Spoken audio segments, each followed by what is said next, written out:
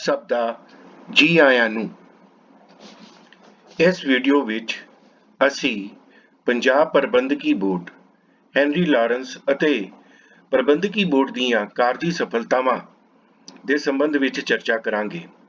ਇਸ ਦੇ ਸੰਬੰਧ ਵਿੱਚ ਆਪ ਜੀ ਲਈ ਇੱਕ PDF ਫਾਈਲ ਦੇ ਵਿੱਚ ਸੈਂਪਲ ਜਵਾਬ ਗੂਗਲ ਕਲਾਸਰੂਮ ਦੇ ਵਿੱਚ ਉਪਲਬਧ ਕਰਾ ਦਿੱਤਾ ਗਿਆ ਹੈ। ਇਹ ਸੈਂਪਲ ਜਵਾਬ ਲਗਭਗ 5 ਪ੍ਰਿਸ਼ਠਾਂ ਤੇ ਵਿਸਤ੍ਰਿਤ ਹੈ। ਆਓ ਹੁਣ ਅਸੀਂ ਇਹਦਾ ਗੁੱਝਾ ਨਿਰੀਖਣ ਕਰੀਏ। ਸਿਲੇਬਸ ਦੇ ਐਨਾਲਿਸਿਸ ਦੇ ਵਿੱਚ ਅਸੀਂ ਇਹ ਚਰਚਾ ਕੀਤੀ ਸੀਗੀ ਕਿ ਯੂਨਿਟ ਨੰਬਰ 1 ਦਾ ਪਹਿਲਾ ਟੌਪਿਕ ਹੈ British administration, new structure, formation and achievements of board of administration. British ਪ੍ਰਸ਼ਾਸਨ, ਨਵੀਂ ਵਰਤਨ, ਪ੍ਰਬੰਧਕੀ ਬੋਰਡ ਦੇ ਗਠਨ ਅਤੇ ਪ੍ਰਾਪਤੀਆਂ। ਇਸ ਨੂੰ ਤੁਸੀਂ ਪਹਿਲਾ ਚੈਪਟਰ ਕਹਿ ਸਕਦੇ ਹੋ ਜਾਂ ਤੁਹਾਡੀ ਕਿਤਾਬ ਦੇ ਵਿੱਚ ਪਹਿਲੇ ਚੈਪਟਰ ਵਿੱਚ ਇਹਦੇ ਉੱਤੇ ਚਰਚਾ ਤੁਹਾਨੂੰ ਮਿਲੇਗੀ। ਇਸ ਟੌਪਿਕ ਦੇ ਆਧਾਰ ਤੇ ਅਸੀਂ 2 ਪ੍ਰਸ਼ਨ ਉਲੀਕੇ ਹਨ। ਉਸ ਦੇ ਵਿੱਚ ਪਹਿਲਾ ਪ੍ਰਸ਼ਨ ਹੈ ਪ੍ਰਸ਼ਾਸਨਕ ਬੋਰਡ ਦੀਆਂ ਪ੍ਰਾਪਤੀਆਂ ਦਾ ਅਧਿਐਨ ਕਰੋ। ਸੋ ਇਸ ਵੀਡੀਓ ਦੇ ਵਿੱਚ ਅਸੀਂ ਇਸ ਪ੍ਰਸ਼ਨ ਨਾਲ ਸੰਬੰਧਿਤ ਇੱਕ ਸੈਂਪਲ ਆਨਸਰ ਦੀ ਰਚਨਾ ਕੀਤੀ ਹੈ ਔਰ ਉਸ ਦੀ ਅਸੀਂ ਚਰਚਾ ਕਰਾਂਗੇ।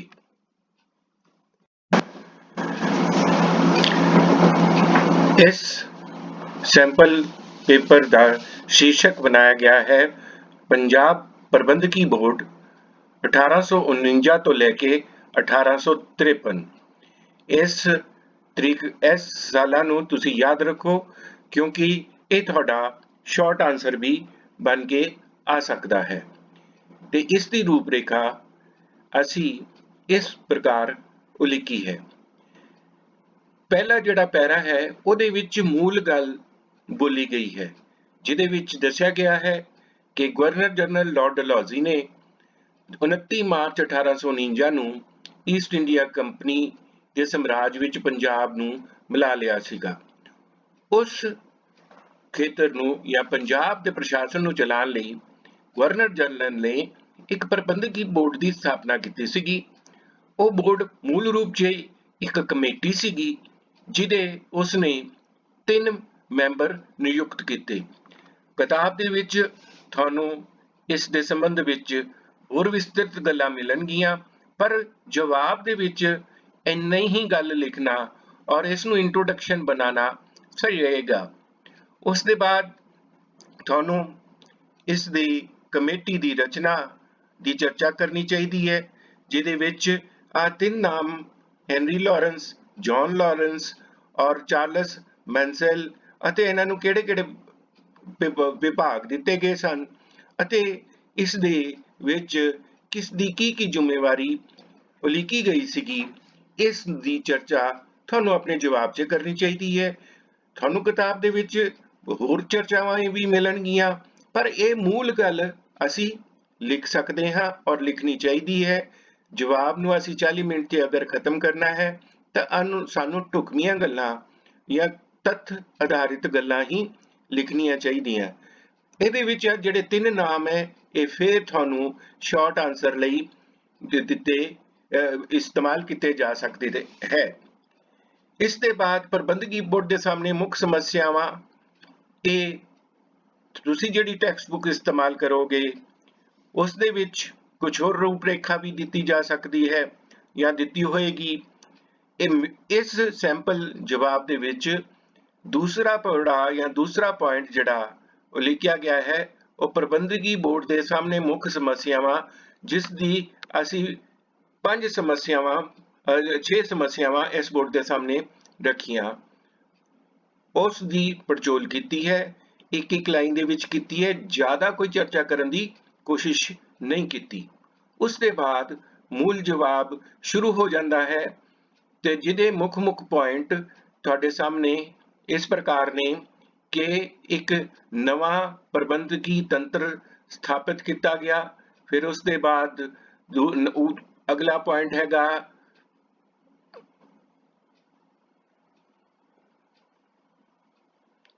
न्यायिक प्रशासन स्थापित किया गया। उसके बाद अगला प्रश्न है, अगला पॉइंट हैगा आर्थिक सुधार किया गया। फिर उसके बाद अगला है लोक निर्माण विभाग PWD ਦੇ ਅਧੀਨ ਕੀਤੇ ਗਏ ਲੋਕ ਭਲਾਈ ਦੇ ਕੰਮ और अखीर दे विच किस ढंग नाल इस प्रशासनिक बोर्ड नूं रद्द कर दिता गया और इस दी जगह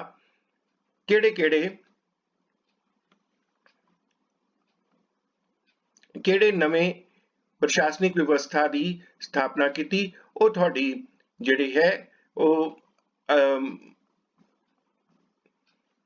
अगले प्रश्न का आधार बनेगा। इस दे विच असी इस नूं दोबारा इहदा निरीक्षण करते हैं तुहानूं जो कि आसान हो सके कि भी इस जवाब दी मूल पॉइंट किहड़े हन, उसका असी दोबारा निरीक्षण करते हैं। इहदे विच जिहड़ियां मूल हैडिंग्स बनाईयां गईयां है वो पंजाब प्रबंधकी बोर्ड दे अधीन एक नवा प्रबंधकी तंत्र की स्थापना की गई। उस नवा प्रबंधकी तंत्र ने दे अलावा खालसा फौज नूं भंग किया गया। फिर सिखां नूं दे शस्त्र उन्हां तो लिते गए। उत्तरी पश्चिमी सरहद की सुरक्षा का काम किया गया। न्यायिक प्रशासन की स्थापना की गई। फिर आर्थिक सुधार किए गए। उन्हां दे विच 4 पॉइंटां विच वंडिया होया है। इहदे जिहड़े मूल पॉइंट हैगे है वो इस प्रकार ने हन। प्रबंधकी बोर्ड के सामने मुख्य समस्या, प्रबंधकी बोर्ड के काम अते प्राप्तियां, जिहदे सब पॉइंट्स ने एक नवा तंत्र, खालसा फौज के संबंध विच, सिखां के संबंध विच, उत्तरी पश्चिमी सीमा के संबंध विच। उसके बाद दूसरा पॉइंट है न्यायिक प्रशासन की स्थापना के संबंध विच, फिर आर्थिक सुधारां के संबंध विच, और फिर उसके बाद चौथा पॉइंट है लोक निर्माण PWD के अधीन किए गए लोक भलाई के काम। इस ढंग के नाल तुसी 4 मेन पॉइंट्स दे जिहड़े है उन्हां दा रूपरेखा तैयार करनी है। आओ एक एक करके इहदी दोबारा पड़चोल करिए। तो सब तो पहला जिहड़ा मुख्य पॉइंट है वो विभाग की प्रबंधकी बोर्ड के सामने मुख्य समस्या सी, जिसकी चर्चा हो चुकी है। उसके बाद प्रबंधकी बोर्ड के काम अते प्राप्तियां। सब तो पहला इसका जिहड़ा काम सीगा वो नवी प्रबंधकी तंत्र की स्थापना करना सी। इहदे विच जिहड़ी मूल गल कीती गई है कि पूरे पंजाब के इलाका नूं 7 भागां दे विच जिसनूं डिवीजन प्रशासनिक तौर ते डिवीजन किया जाता है, ये तुसी शब्दावली इस्तेमाल करनी है। ये जिहड़े तुसी किताबां दे विच पढ़ोगे कि भी इहदा अज दी तारीख विच भी की महत्व है। तो डिवीजन दा मुखिया कमिश्नर हुंदा सीगा, फिर डिवीजन नूं डिस्ट्रिक्ट्स दे विच वंडिया जांदा सीगा, ओहदा मुखिया डिप्टी कमिश्नर हुंदा सीगा। डिप्टी कमिश्नर दे बाद तहसीलां हुंदियां सन। ये ही प्रशासनिक व्यवस्था जिहड़ी अज भी पंजाब दे विच लागू हैगी है। इहदे विच कोई 20 साल पहला कुछ फेरबदल किया गया सीगा, पर मूल रूप दे विच इहो ढांचा पंजाब विच चलिया आ रहा है। पर यह सारी चर्चा ना करते हुए इहदे विच सिर्फ इस पॉइंट दे विच इस सैंपल पेपर दे विच तुहानूं दिखाया गया कि भी जिहड़ी मूल तत्थ है उसनूं ही लिख देना है, क्योंकि अगर सारी चर्चा करन लगोगे फिर तुसी 40 मिनट दे विच ये प्रश्न पूरा नहीं कर सकोगे। इसी तरह खालसा फौज नूं भंग करना, उस दे विच मेन योगदान हैनरी लॉरेंस दा सीगी, ओहदी कुछ ज्यादा व्याख्या करके वो दसन की कोशिश की गई है, वरना इसनूं 2-3 लाइनां विच भी खत्म किया जा सकता है। सिखां ਨੂੰ ਨਿਰਸਤ ਕਰਨਾ, ਨਿਹੱਤੇ ਕਰਨਾ, ਸਿੱਖਾਂ ਨੂੰ ਨਿਹੱਤੇ ਕਰਨਾ, ਇਹ ਵੀ ਇਹਦਾ ਕਾਰਨ ਦੱਸ ਕੇ ਔਰ ਇਹਦਾ ਢੰਗ ਦੱਸ ਕੇ ਇਹਦੀ ਤੁਸੀਂ ਵਿਵੇਚਨਾ ਕਰ ਸਕਦੇ ਹੋ। ਫਿਰ ਉੱਤਮੀ ਪੱਛਮੀ ਸਰਹੱਦ ਦੀ ਸੁਰੱਖਿਆ, ਇਹ ਇੱਕ ਮੁੱਖ ਇਤਿਹਾਸਿਕ ਚਰਚਾ ਹੈ ਜਿਹੜੀ ਕਿ ਅੱਜ ਦੀ ਤਾਰੀਖ ਦੇ ਵਿੱਚ ਵੀ ਕਿਤੇ ਨਾ ਕਿਤੇ ਸਾਡੇ ਪ੍ਰਸ਼ਾਸਨ ਨੂੰ ਦੇਖਣੀ ਪੈਂਦੀ ਹੈ। ਇਸ ਦੇ ਵਿੱਚ ਉਸੇ ਚੀਜ਼ ਦੀ ਚਰਚਾ ਕਰਦੇ ਹੋਏ ਇੱਕ ਸੀਮਿਤ ਵਿਆਖਿਆ ਦਿੱਤੀ ਗਈ ਹੈ। ਉਹਦੇ ਲਈ ਹੈਨਰੀ ਲਾਰੈਂਸ ਨੇ ਕੀ ਕੀਤਾ, ਉਹਦੀ ਵਿਆਖਿਆ ਪੁਆਇੰਟਸ ਦੇ ਵਿੱਚ ਕੀਤੀ ਗਈ ਹੈ। ਇਹਦੇ ਵਿੱਚ ਉਸਨੇ ਗਾਈਡ ਕੌਪ ਜਿਹੜੀ ਸੀਗੀ ਜਾਂ ਗਾਈਡ ਕੋਰ ਸੀਗੀ, ਉਹਦੀ क्षमता ਵਧਾ ਦਿੱਤੀ, ਇਹਦੀ ਚਰਚਾ ਇਹਦੇ ਵਿੱਚ ਕੀਤੀ ਗਈ ਹੈ। ਫਿਰ ਉਸਨੇ 12,000 ਸਿਪਾਹੀਆਂ ਦੀ ਇੱਕ ਨਵੀਂ ਪਲਟੂਨ, ਇੱਕ ਨਵਾਂ ਦਲ ਖੜਾ ਕੀਤਾ, ਉਹਦਾ ਨਾਮ ਪੰਜਾਬ ਫਰੰਟੀਅਰ ਫੋਰਸ ਸੀਗਾ। ਇਹ ਵੀ ਤੁਹਾਨੂੰ ਸ਼ਾਰਟ ਆਨਸਰ ਵਜੋਂ ਧਿਆਨ 'ਚ ਰੱਖਣਾ ਚਾਹੀਦਾ ਹੈ। ਫਿਰ ਨਵੇਂ ਕਿਲਿਆਂ ਦੇ ਔਰ ਦੀ ਰਚਨਾ ਕੀਤੀ ਔਰ ਇਸ ਤੋਂ ਇਲਾਵਾ ਪੁਰਾਣਿਆਂ ਦੀ ਉਸਨੇ ਮੁਰੰਮਤ ਕਰਵਾਈ। ਫਿਰ ਸੜਕਾਂ ਦਾ ਵਿਸਤਾਰ ਕੀਤਾ। GT ਰੋਡ ਨੂੰ ਲਾਹੌਰ ਤੋਂ ਪੇਸ਼ਾਵਰ ਤੱਕ ਵਧਾ ਦਿੱਤਾ ਗਿਆ। ਇਹ ਵੀ ਸ਼ਾਰਟ ਆਨਸਰ ਵਿੱਚ ਮੁੱਖ ਕੰਮ ਆ ਸਕਦਾ ਹੈ। ਫਿਰ ਇਸ ਤੋਂ ਬਾਅਦ ਨਵੀਆਂ ਛਾਵਨੀਆਂ ਖੜੀ ਕੀਤੀ ਗਈ। ਇਹ ਡਲਹੌਜ਼ੀ ਦਾ ਹੀ ਕੰਮ ਚੱਲ ਰਿਹਾ ਸੀਗਾ, ਪਰ ਇਹ ਕੰਮ ਹੈਨਰੀ ਲਾਰੈਂਸ ਨੇ ਆਪਣੇ ਪੱਧਰ ਤੇ ਕੀਤਾ, ਜਿਹਦੇ ਨਾਲ ਡਲਹੌਜ਼ੀ ਕਾਫੀ ਖੁਸ਼ ਸੀਗਾ ਔਰ ਇਹ ਉਹਦੀ ਪੰਜਾਬ ਦੇ ਵਿੱਚ ਸ਼ਾਂਤੀ ਬਹਾਲ ਕਰਨ ਵਿੱਚ ਬਹੁਤ ਯੋਗਦਾਨ ਰਿਹਾ। ਇਹ ਵਿਸਤਾਰ ਦੇ ਵਿੱਚ ਚਰਚਾ ਹੈਗੀ ਹੈ, ਪਰ ਇੱਥੇ ਅਸੀਂ ਮੂਲ ਜਵਾਬ ਜਿਹੜਾ 40 ਮਿੰਟ 'ਚ ਅਗਰ ਪੂਰਾ ਕਰਨਾ ਹੈ ਤਾਂ ਸਾਨੂੰ ਇਸ ਢੰਗ ਨਾਲ ਸਿਰਫ ਮੂਲ ਗੱਲ ਲਿਖਣੀ ਚਾਹੀਦੀ ਹੈ। ਤੇ ਫਿਰ ਉੱਤਰ ਪੱਛਮੀ ਸੀਮਾਂਤ ਦੀ ਇੱਕ ਹੋਰ ਪ੍ਰੋਬਲਮ ਜਿਹੜੀ ਕਿ ਅੱਜ ਤੱਕ ਚੱਲੀ ਆ ਰਹੀ ਹੈ, ਅੱਜ ਜਿਹੜਾ ਸਾਡੇ ਨੇਬਰਿੰਗ ਕੰਟਰੀ ਹੈ ਉਸ ਨੂੰ ਫੇਸ ਕਰਨੀ ਪੈ ਰਹੀ ਹੈ, ਤੇ ਉਹ ਹੈ ਉੱਤਰ ਪੱਛਮੀ ਸੀਮਾਂਤ ਦੇ ਵਿੱਚ ਜਿਹੜੇ ਕਬੀਲੇ ਹਨ ਉਹਨਾਂ ਦੇ ਸੰਬੰਧ ਵਿੱਚ ਕੀ ਨੀਤੀ ਅਪਣਾਈ ਗਈ, ਉਹਦੀ ਚਰਚਾ ਹੈ, ਜਿਹਦੇ ਵਿੱਚ ਹੈਨਰੀ ਲਾਰੈਂਸ ਇਤਿਹਾਸ ਦੇ ਵਿੱਚ ਦਰਜ ਹੈ ਕਿ ਇਸ ਕੰਮ ਦੇ ਵਿੱਚ ਕਾਫੀ ਸਫਲ ਰਿਹਾ ਸੀਗਾ। ਸੋ ਉਹਦੀ ਮੂਲ ਚਰਚਾ ਹੀ ਕਰਦੇ ਹੋਏ ਇਸ ਪੁਆਇੰਟ ਨੂੰ ਸਥਾਪਿਤ ਕਰਨਾ ਹੈ। ਫਿਰ ਇਸ ਦੇ ਬਾਅਦ ਨੈਕਸਟ ਜਿਹੜਾ ਮੇਨ ਪੁਆਇੰਟ ਹੈ ਉਹ ਹੈ ਨਿਆਇਕ ਪ੍ਰਸ਼ਾਸਨ ਸਥਾਪਿਤ ਕੀਤਾ ਗਿਆ। ਇਸ ਦੇ ਵਿੱਚ ਦੱਸਣਾ ਹੈ ਕਿ ਇਹ ਚਾਰਲਸ ਮੈਨਸਨ ਦੇ ਦੁਆਰਾ ਕੀਤਾ ਗਿਆ ਸੀਗਾ ਤੇ ਇਹਦੀ ਜਿਹੜੀ ਰਚਨਾ ਹੈ ਇਹ ਇੱਕ ਵਿਸ਼ੇਸ਼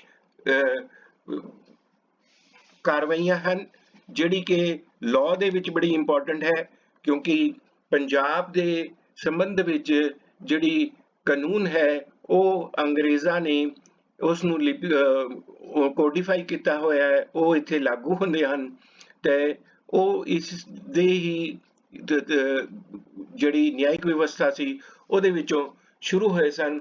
ਤੇ ਇਹਦੇ ਵਿੱਚ ਕਿਸ ਢੰਗ ਨਾਲ ਤਹਿਸੀਲ ਲੈਵਲ ਤੋਂ ਲੈ ਕੇ ਕਮਿਸ਼ਨਰ ਲੈਵਲ ਤੱਕ ਅਦਾਲਤਾਂ ਬਣਾਈਆਂ ਗਈਆਂ ਔਰ ਫਿਰ ਸਭ ਤੋਂ ਵੱਡੀ ਅਦਾਲਤ ਬੋਰਡ ਪ੍ਰਸ਼ਾਸਨਿਕ ਬੋਰਡ ਕੋਲ ਸੀਗੀ। ਔਰ ਉਹ ਦੂਸਰੀ ਗੱਲ ਹੈ ਕਿ ਵੀ ਉਸ ਵਕਤ ਜਿਹੜਾ ਮੂਲ ਕੋਰਟ ਸੀਗਾ ਜਿਸ ਨੂੰ ਸੁਪਰੀਮ ਕੋਰਟ ਕਹਿੰਦੇ ਆ ਉਹ ਕਲਕੱਤੇ ਵਿੱਚ ਸੀਗੀ। ਇਹ ਕਾਫੀ ਵਿਸਤ੍ਰਿਤ ਚਰਚਾ ਹੈ, ਪਰ ਇੱਥੇ ਤੁਸੀਂ ਮੇਨ ਗੱਲ ਲਿਖਣੀ ਹੈ। ਇਹਦੇ ਬਾਅਦ ਆਰਥਿਕ ਸੁਧਾਰ, ਇਹ ਤੁਹਾਡਾ ਤੀਸਰਾ ਮੇਜਰ ਪੁਆਇੰਟ ਰਹੇਗਾ। ਆਰਥਿਕ ਸੁਧਾਰ ਦੇ ਵਿੱਚ ਤੁਸੀਂ ਦੱਸਣਾ ਹੈ ਕਿ ਵੀ ਇਹ ਜਿਹੜਾ ਲਗਾਨ ਪ੍ਰਸ਼ਾਸਨ ਸੀਗਾ ਇਹ ਜੌਨ ਲਾਰੈਂਸ ਦੇ ਅਧੀਨ ਸੀਗਾ। ਜੌਨ ਲਾਰੈਂਸ ਔਰ ਹੈਨਰੀ ਲਾਰੈਂਸ ਆਪਸ 'ਚ ਸਕੇ ਭਰਾ ਸਨ। ਹੈਨਰੀ ਲਾਰੈਂਸ ਦਾ ਪੰਜਾਬ ਦੇ ਸੰਬੰਧ ਵਿੱਚ ਕੁਝ ਹੋਰ ਨਜ਼ਰੀਆ ਸੀਗਾ, ਜਦਕਿ ਜੌਨ ਲਾਰੈਂਸ ਦਾ ਕੁਝ ਹੋਰ ਨਜ਼ਰੀਆ ਸੀਗਾ। ਹੈਨਰੀ ਲਾਰੈਂਸ ਨੂੰ ਲਾਰਡ ਡਲਹੌਜ਼ੀ ਦੀ ਇਹ ਕਾਰਵਾਈ ਕਿ ਵੀ ਪੰਜਾਬ ਨੂੰ ਕੰਪਨੀ ਸਰਕਾਰ ਦੇ ਅਧੀਨ ਲਿਆਣਾ, ਇਸ ਨਾਲ ਉਹ ਸਹਿਮਤ ਨਹੀਂ ਸੀਗਾ। ਦੂਜੇ ਪਾਸੇ ਜੌਨ ਲਾਰੈਂਸ ਜਿਹੜਾ ਸਰਹੱਦਾਂ ਦੇ ਉੱਤੇ ਟ੍ਰੇਨਿੰਗ ਲੈ ਕੇ ਆਇਆ ਸੀਗਾ, ਉਹਦਾ ਆਪਣਾ ਹੀ ਇੱਕ ਨਜ਼ਰੀਆ ਪੰਜਾਬ ਦੇ ਸੰਬੰਧ ਵਿੱਚ ਸੀਗਾ, ਜਿਹਦੇ ਕਾਰਨ ਇਹ ਦੋਨਾਂ ਭਰਾਵਾਂ ਵਿੱਚ ਪ੍ਰਸ਼ਾਸਨ ਚਲਾਉਣ ਦੇ ਸੰਬੰਧ ਵਿੱਚ ਕਾਫੀ ਮਤਭੇਦ ਪੈਦਾ ਹੋ ਗਏ ਸਨ। ਜਿਹਦਾ ਅਸਰ ਪ੍ਰਸ਼ਾਸਨ ਤੇ ਵੀ ਪਿਆ ਸੀਗਾ। ਪਰ ਇਹ ਸਾਰੀ ਕਹਾਣੀ ਦੀ ਚਰਚਾ ਤੁਹਾਨੂੰ ਕਰਨ ਦੀ ਲੋੜ ਨਹੀਂ। ਇਹਦੇ ਵਿੱਚ ਜਿਹੜੀ ਮੇਨ ਗੱਲ ਸੀਗੀ ਉਹ ਤੁਸੀਂ ਦੱਸਣੀ ਹੈ ਕਿ ਲਗਾਨ ਪ੍ਰਸ਼ਾਸਨ ਦੀ ਜਿਹੜੀ ਰਚਨਾ ਸੀਗੀ ਉਹ ਜੌਨ ਲਾਰੈਂਸ ਨੇ ਕੀਤੀ ਤੇ ਇੱਥੇ ਇੱਕ ਸਮਰੀ ਸੈਟਲਮੈਂਟ ਸਿਸਟਮ ਉਸਨੇ ਲਾਗੂ ਕੀਤਾ, ਜਿਹਦੇ ਵਿੱਚ ਉਸਨੇ ਲਗਾਨ ਦੀ ਦਰਾਂ ਨੂੰ ਨਿਸ਼ਚਿਤ ਕਰਨ ਦੀ ਕੋਸ਼ਿਸ਼ ਕੀਤੀ। ਉਹਦੇ ਬਾਅਦ ਇੱਕ ਉਸਨੇ ਜਿਹੜੇ ਕਿਸਾਨ ਲਗਾਨ ਨਹੀਂ ਦੇ ਸਕਦੇ ਸਨ ਉਹਦੇ ਸੰਬੰਧ ਵਿੱਚ ਉਹਨਾਂ ਦੀ ਜ਼ਮੀਨ ਜ਼ਬਤ ਕਰਨ ਦਾ ਨਿਯਮ ਲਾਗੂ ਕਰ ਦਿੱਤਾ। ਤੀਸਰੀ ਗੱਲ ਸੀਗੀ ਕਿ ਜਿਹੜਾ ਲਗਾਨ ਸੀਗੇ ਉਹਨੇ ਨਗਦੀ ਰੂਪ ਦੇ ਵਿੱਚ ਲੈਣ ਦੀ ਕੋਸ਼ਿਸ਼ ਕੀਤੀ। ਹੈਨਰੀ ਲਾਰੈਂਸ ਜਿਹੜਾ ਕਿ ਪੰਜਾਬੀਆਂ ਨੂੰ ਕਾਫੀ ਨੇੜੇ ਤੋਂ ਜਾਣਦਾ ਸੀਗਾ, ਉਹ ਜਾਣਦਾ ਸੀਗਾ ਕਿ ਵੀ ਇਹ ਮਾਹੌਲ ਨੂੰ ਖਰਾਬ ਕਰਨਗੇ। ਉਹਦੇ ਕਾਰਨ ਦੋਨਾਂ ਭਰਾਵਾਂ ਦੇ ਵਿੱਚ ਆਪਸ 'ਚ ਮਤਭੇਦ ਹੋਏ ਸਨ। ਪਰ ਜੌਨ ਲਾਰੈਂਸ ਨੂੰ ਲਾਰਡ ਡਲਹੌਜ਼ੀ ਦਾ ਪੂਰਾ ਸਪੋਰਟ ਸੀਗਾ ਤੇ ਅਖੀਰ ਵਿੱਚ ਜੌਨ ਲਾਰੈਂਸ ਦੀ ਹੀ ਚੱਲੀ। ਜੋ ਉਸਨੇ ਨਿਯਮ ਬਣਾਏ ਉਹੀਓ ਪੰਜਾਬ 'ਚ ਲਾਗੂ ਕੀਤੇ ਗਏ ਔਰ ਇਸ ਦਾ ਪੰਜਾਬੀਆਂ ਨੂੰ ਕੁਝ ਨੁਕਸਾਨ ਵੀ ਹੋਇਆ।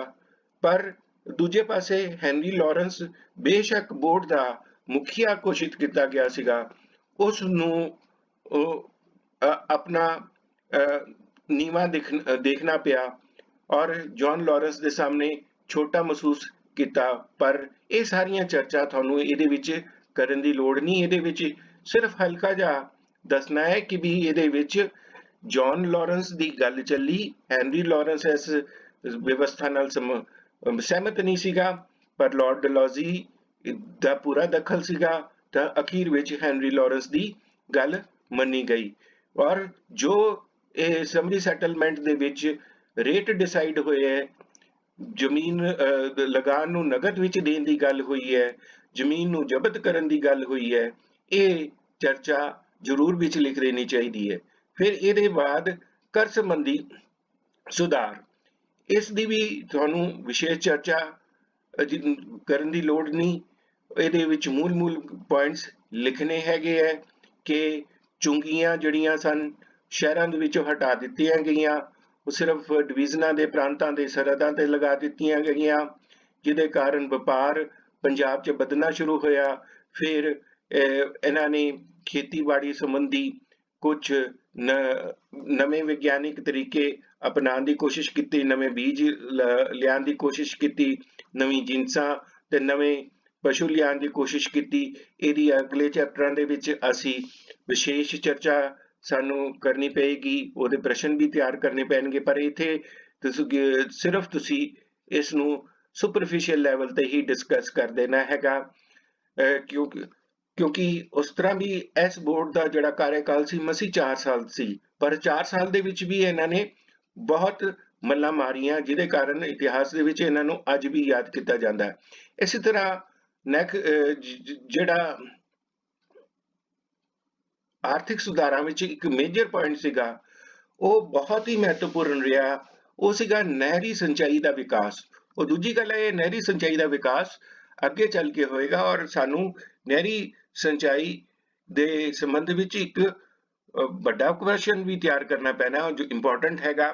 ਪਰ ਇਹਦੀ ਸ਼ੁਰੂਆਤ ਜੌਨ ਲਾਰੈਂਸ ਆਪਣਾ ਹੈਨਰੀ ਲਾਰੈਂਸ ਦੇ ਸਮੇਂ ਹੀ ਹੋ ਗਈ ਸੀ, ਜਿਹਦੇ ਵਿੱਚ ਸ਼ਾਹੀ ਨਹਿਰ ਅਤੇ ਬਾਰੀ ਦੁਆਬ ਨਹਿਰ ਦੇ ਸੰਬੰਧ ਦੇ ਵਿੱਚ ਕੁਝ ਉਪਰਾਲੇ ਕੀਤੇ ਗਏ ਸੀ, ਉਹਦੀ ਹੀ ਚਰਚਾ ਕਰਨੀ ਬਣਦੀ ਹੈ। ਫਿਰ ਇਹਦੇ ਨਾਲ ਹੀ ਇੱਕ ਸੰਖੇਪ ਬੜਾ ਸੀਮਿਤ ਜਿਹਾ ਜਵਾਬ ਹੋਰ ਦੇਣਾ ਕਿ ਹੋਰ ਆਰਥਿਕ ਸੁਧਾਰ ਕੀਤੇ ਗਏ। ਫਿਰ ਇਹਦੇ ਬਾਅਦ ਨੈਕਸਟ ਮੇਜਰ ਪੁਆਇੰਟ ਹੈ PWD ਦੇ ਅਧੀਨ ਕੀਤੇ ਗਏ ਭਲਾਈ ਦੇ ਕੰਮ। ਇਹਦੇ ਵਿੱਚ ਪਹਿਲੇ ਪੁਆਇੰਟਸ ਨੂੰ ਹੀ ਦੁਬਾਰਾ ਇੰਜੀਨੀਅਰ ਨੇਪੀਅਰ ਦੇ ਨਾਮ ਤੇ ਤੁਸੀਂ ਦੁਹਰਾਣਾ ਹੈ, ਉਹ ਹੀ ਇਹਦੇ ਵਿੱਚ ਕੰਮ ਕੀਤੇ ਗਏ ਸੀ। ਇਸ ਤੋਂ ਇਲਾਵਾ ਸਰਕਟ ਹਾਊਸ ਜਾਂ ਡਾਕ ਬੰਗਲੇ ਤਿਆਰ ਕੀਤੇ ਗਏ, ਉਹ ਅੰਗਰੇਜ਼ਾਂ ਦੇ ਟਾਈਮ ਦੇ ਪ੍ਰਸ਼ਾਸਨ ਦਾ ਇੱਕ ਨਿਖੜਵਾਂ ਅੰਗ ਬਣਿਆ ਸੀਗਾ। ਉਹ ਪੰਜਾਬ ਦੇ ਵਿੱਚ ਹੈਨਰੀ ਲਾਰੈਂਸ ਦੇ ਸਮੇਂ ਤੋਂ ਹੀ ਸ਼ੁਰੂ ਹੋਇਆ ਸੀਗਾ, ਉਹਦੇ ਤੁਸੀਂ ਚਿੰਨ੍ਹ ਅੱਜ ਵੀ ਦੇਖਦੇ ਹੋ, ਪਰ ਇਦਾਂ ਦੀ ਚਰਚਾ ਕਰਨ ਦੀ ਲੋੜ ਨਹੀਂ। ਤੁਸੀਂ ਸਿਰਫ ਆਇਓ ਦੱਸਣਾ ਹੈ ਕਿ ਹੈਨਰੀ ਆਪਣਾ ਇੰਜੀਨੀਅਰ ਨੇਪੀਅਰ ਦੇ ਅਧੀਨ ਪੁਲਾਂ ਦਾ ਨਿਰਮਾਣ ਹੋਇਆ, ਨਹਿਰਾਂ ਨੂੰ ਲੰਬਾ ਕੀਤਾ ਗਿਆ, जीटी रोड ਨੂੰ ਲੰਬਾ ਕੀਤਾ ਗਿਆ, ਨਵੀਆਂ ਸੜਕਾਂ ਬਣਾਈਆਂ ਗਈਆਂ, ਡਾਕਖਾਨੇ ਖੋਲੇ ਗਏ, ਇਹਦੀ ਚਰਚਾ ਕਰਨੀ ਹੈ। ਅਖੀਰ ਦੇ ਵਿੱਚ ਜ਼ਿਆਦਾ ਤੁਸੀਂ ਡਿਟੇਲ ਦੇ ਵਿੱਚ ਕੋਈ ਚਰਚਾ ਨਹੀਂ ਕਰਨੀ ਕਿ ਇਹ ਪ੍ਰਬੰਧਕੀ ਬੋਰਡ ਕਿਉਂ ਖਤਮ ਕਰ ਦਿੱਤਾ ਗਿਆ। ਤੁਸੀਂ ਇੰਨਾ ਹੀ ਦੱਸਣਾ ਹੈ ਕਿ 4 ਸਾਲਾਂ ਦੇ ਵਿੱਚ ਇਹ ਪ੍ਰਬੰਧਕੀ ਬੋਰਡ ਖਤਮ ਕਰ ਦਿੱਤਾ ਗਿਆ ਔਰ ਇਹਦੀ ਜਗ੍ਹਾ ਚੀਫ ਕਮਿਸ਼ਨਰ ਦਾ ਕਾਨੂੰਨ ਚੀਫ ਕਮਿਸ਼ਨਰ ਦਾ ਪ੍ਰਸ਼ਾਸਨ ਲਗਾਇਆ ਗਿਆ, ਜਿਹੜਾ ਕਿ ਸਾਡਾ ਅਗਲਾ ਕੁਐਸਚਨ ਬਣ ਜਾਊਗਾ। ਹੈਨਰੀ ਲਾਰੈਂਸ ਨੂੰ ਰੈਜ਼ੀਡੈਂਟ ਬਣਾ ਕੇ ਰਾਜਸਥਾਨ ਭੇਜ ਦਿੱਤਾ ਗਿਆ। ਤੇ ਐਂਡ ਵਿੱਚ ਕਨਕਲੂਜਨ ਦੇ ਵਿੱਚ ਤੁਸੀਂ ਜਿਹੜਾ ਹੈ ਉਹ ਆ ਦੱਸਣਾ ਹੈ ਕਿ ਵੀ ਆਹ 4 ਸਾਲ ਦੇ ਵਿੱਚ ਹੈਨਰੀ ਲਾਰੈਂਸ ਦੇ ਅਧੀਨ ਜਿਹੜਾ ਬੋਰਡ ਆਫ ਐਡਮਿਨਿਸਟ੍ਰੇਸ਼ਨ ਬਣਿਆ ਸੀਗਾ, ਇਸ ਨੇ ਸ਼ਾਂਤੀ ਵਿਵਸਥਾ ਲਾਗੂ ਕਰਤੀ, ਸਥਾਪਿਤ ਕਰਤੀ ਔਰ ਇਹਦੀ ਪ੍ਰਸ਼ੰਸਾ ਚਾਰੋਂ ਪਾਸੇ ਹੋਈ। ਲਾਰਡ ਡਲਹੌਜ਼ੀ ਔਰ ਹੈਨਰੀ ਲਾਰੈਂਸ ਦੇ ਵਿੱਚ ਆਪ ਸਿੱਧੀ ਨਹੀਂ ਬਣਦੀ ਸੀਗੀ, ਪਰ ਉਹਦੇ ਬਾਵਜੂਦ ਵੀ ਜੋ ਅਚੀਵਮੈਂਟਸ ਹੋਈਆਂ ਉਹਦੇ ਕਾਰਨ ਲਾਰਡ ਡਲਹੌਜ਼ੀ ਨੂੰ ਵੀ ਹੈਨਰੀ ਲਾਰੈਂਸ ਦੇ ਦੁਆਰਾ ਪ੍ਰਾਪਤ ਕੀਤੀ ਗਈ ਸ਼ਾਂਤੀ ਔਰ ਨਿਆਂ ਵਿਵਸਥਾ ਦੀ ਪ੍ਰਸ਼ੰਸਾ ਕਰਨੀ ਪਈ ਸੀ।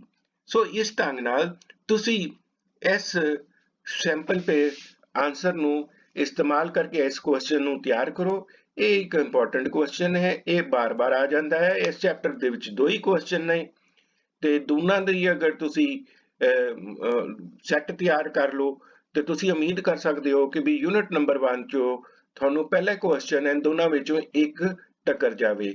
ਸੋ ਇਸ ਢੰਗ ਨਾਲ ਤੁਸੀਂ ਇਸ ਨੂੰ ਆਪਣੀ ਅਧਿਐਨ ਦਾ ਆਧਾਰ ਬਣਾ ਸਕਦੇ ਹੋ।